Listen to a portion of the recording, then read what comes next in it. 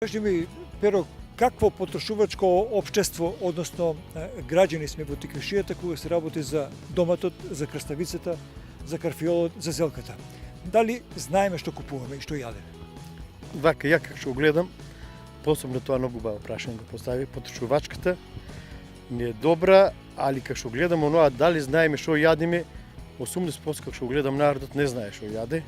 Гледа да биде поевтино, не гледа да дома дали ќе однесе и што ќе јаде, со што е тоа заштитено, како е тоа производство дојдено за додека го скине производител Значи не го интересира, он гледа ако јас го продавам пример 30 денара, некој го давал пример 25 или 20, оде од таму да го наполни често, како да не јас ќе му плаќам него, наму гледај тука.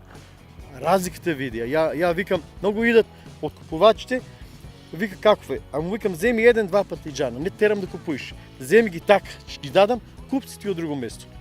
Пресече направи ја споредбата. Проба го тие. Да го осетиш на убавото. Природното да го осетиш. Квалитетот да го осетиш. Без хемии, без отрови, без тие сите работи.